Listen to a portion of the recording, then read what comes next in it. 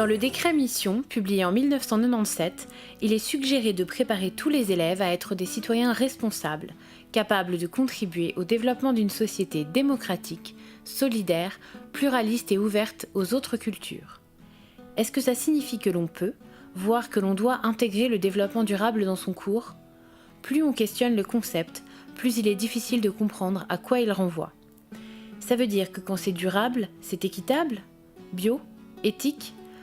Entre un lait bio et un lait équitable, c'est quoi le plus durable ?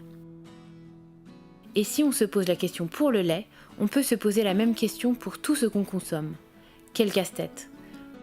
Bon, tentons d'y voir plus clair. Ça veut dire quoi, durable ? Durable, c'est très simple, c'est quelque chose qui peut continuer à exister d'une manière indéfinie.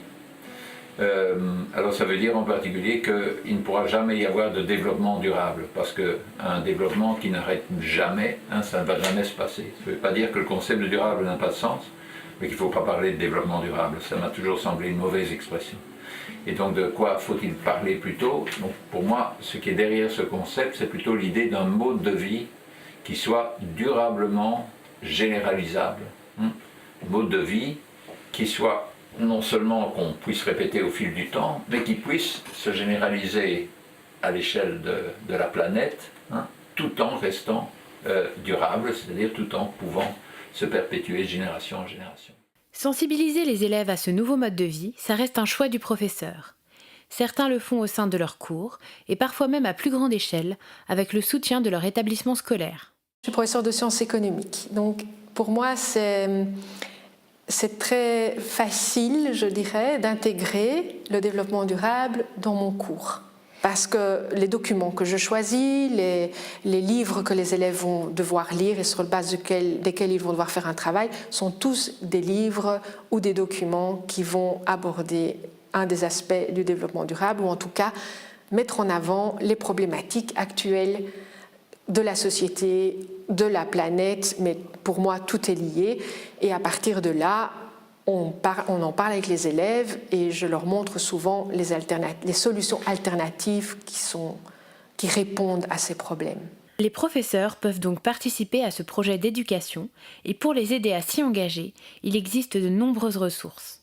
Dans l'école, je fais partie d'une cellule environnement qui a été créée en 2007 et qui propose chaque année aux élèves une sensibilisation à certains thèmes.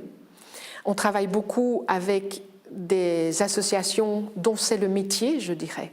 Des associations comme des ASBL, comme Empreinte, comme Good Planet, comme Coren, etc., qui ont des outils magnifiques qui mettent à la disposition des écoles en prêtant aussi leurs animateurs pour sensibiliser sur certains thèmes.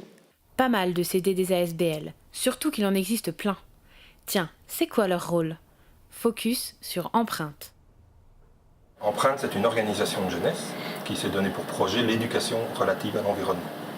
Le but, c'est de travailler sur les imaginaires, de transformer la représentation de la réalité, l'idée du bonheur, l'idée de la satisfaction, et de revenir, et de construire aussi les fondements de ce qui permet. Pourquoi est-ce que nous sommes si sensibles à la société de consommation ?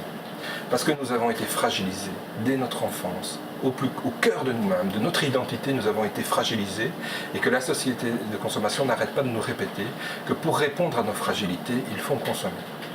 Et donc c'est un projet de société de dire qu'il faut d'abord renforcer l'identité, la sécurité, le sentiment, les besoins de base des gens, et ça se fait dès l'enfance, et aussi de retourner vers la nature, de recréer ce lien fort de sentiment d'appartenir à la nature, et ça crée une santé mentale collective qui amène à un moment donné à ne plus être les jouets de la société de consommation. Dans les programmes actuels, il y a des portes d'entrée qui permettent de faire de l'éducation à l'environnement et au développement durable dans le cadre des cours actuels, même sans changer les programmes actuels. Simplement, il faut que les profs l'osent, et pour l'oser, ils doivent se sentir compétents et se sentir autorisés. Pour le moment, on a fait un gros travail, et l'inspection de l'enseignement de la communauté française à travailler sur cette autorisation en disant vous pouvez, vous êtes autorisé à le faire. Donc ça lève un blocage. Et puis il y a un deuxième travail, et donc c'est tout le travail du site.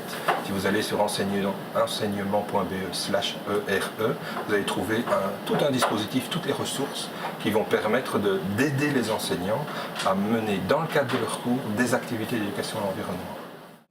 Finalement, l'éducation au durable, ça ne doit pas être du catéchisme dont on devrait retenir les grands principes. Il faudrait plutôt privilégier une conscientisation intelligente. Et puis, tous les profs peuvent en faire, car le durable, c'est davantage des lunettes qu'une matière. Alors, employons-nous à cultiver cette autre mentalité. Semons la graine dans l'esprit des générations futures et laissons-la mûrir, laissons-la germer, pousser, grandir, jusqu'à ce qu'elle porte enfin ses fruits.